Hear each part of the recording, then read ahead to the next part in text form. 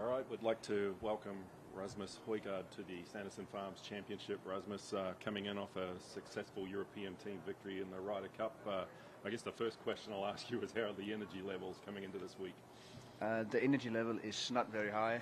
It's the last few days has been it's been quite rough, but it was all worth it. You this is your first start here in the Sanderson Farms Championship. Having said that, coming in here, have you had a chance to play the golf course or look at it, or ask anybody about it, and what have you learned? No, I had my caddy out walking the course. I think he did it yesterday. So yeah, I'm planning to play 9 holes in the Pro-Am later today, and that will be my practice round. How different was this Ryder Cup last week compared to the one 2 years ago? Because I know you were involved in the back room of that, but how different was it to be actually competing in it this year?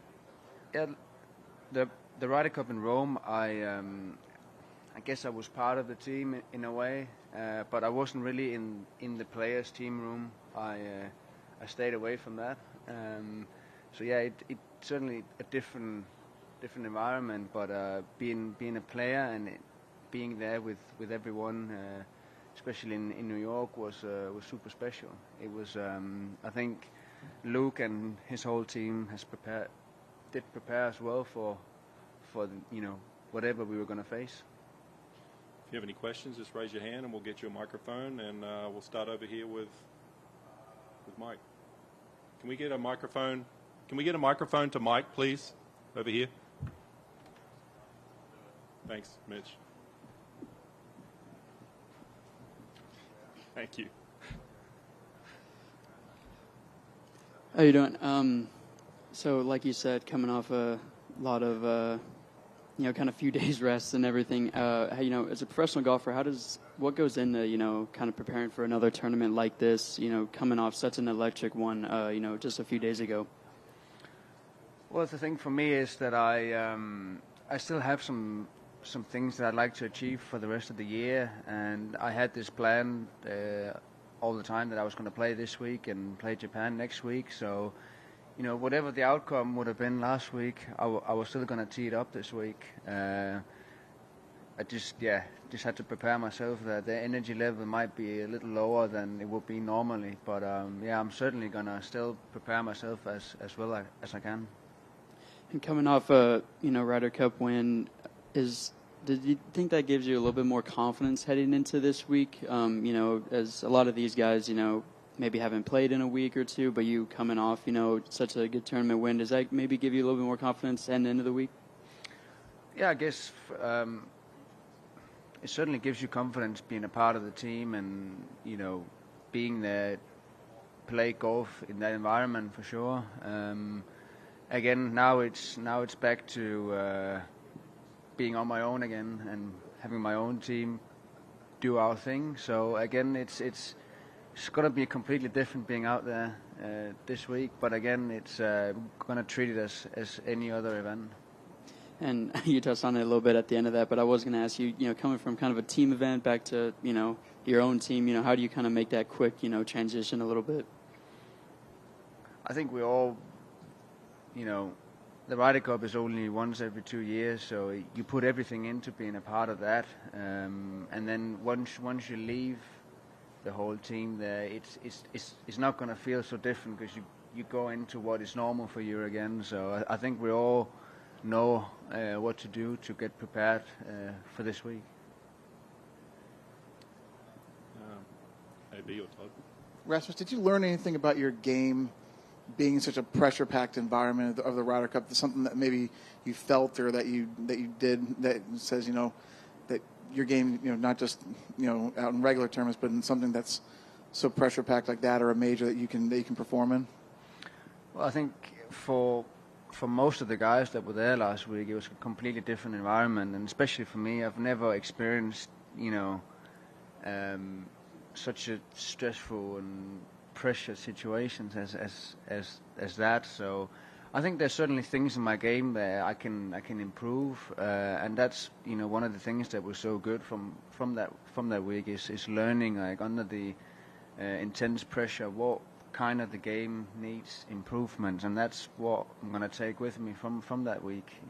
Especially you could look at it. There's some putting last week was obviously probably the most important thing with how the course was set up, and you could see that the European team stats-wise, especially the first 2 days, outperformed the US team in putting, because tee to green it was very similar.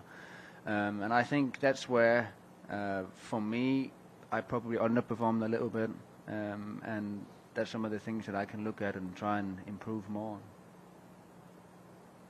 Todd? Yeah. You mentioned there are some goals that you would like to achieve this season. Can you share some of those?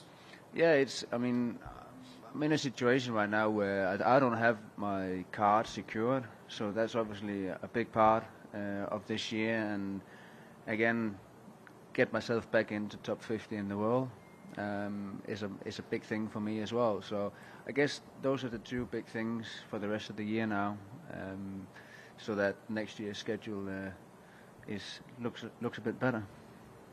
And speaking of securing your card, you're currently 87th in the FedEx Fall standings. How much do you intend to play in the fall? As many tournaments as it takes. I don't have a certain amount. I've planned to play these 2 weeks, and then Utah and Mexico. You're a 5-time winner on the DP World Tour, and so a lot of fans are familiar with you on that side of the Atlantic. You've also set a lot of records in golf. First player who was born in the 2000s to win on the DP World Tour. You're the third youngest winner. You and your brothers won back-to-back, first brothers to do that. How meaningful is it for you to set records like that? And do you look back on that and sort of take pride in that? Yeah, I don't think I've ever thought about that. Obviously, that back-to-back week for myself and Nicolai was very special. It's a cool thing to have that we can talk about for the rest of our lives. Hopefully, we can do something similar again. But yeah, I don't really. It's never really been a thing for me trying to chase records, and so if that's things that happens, great. But yeah, it's certainly cool to be part of it, but I think the thing that me and Nicolai can look at is that back-to-back weeks was super special, not just for us, but for the whole family. You earned your PGA Tour card as one of the 10 players from the DP World Tour to be exempt for the 25 season. We're coming up on that happening again for the 26 season with 10 more players. What sort of advice would you give to those 10 players that gain that access to the PGA Tour from the DP World Tour? I'd say that you gotta give yourself 110%. If you want to come over here and compete, you gotta be here full time. I think that was one of the things that Nicolai said to me early on, was that we're gonna get a place over here so that we don't have to travel back to Denmark every other week. In that way you practice and you play in the same environment or the same courses and everything that you're going to play on, and you skip all the jet lags and the long travel. So I think that for me would be, I guess, the advice is to, once you commit to come over here and play, do it 110%. How much have you gotten back to Denmark this season, and when you do, what sort of things do you do there? I've probably been back in Denmark a handful of times, I think. What have I done? Play golf. Spend a lot of time with my dogs. Probably that's been my main thing. Any further for Rasmus? All right, Rasmus, we appreciate your time and good luck luck this week. Thank you.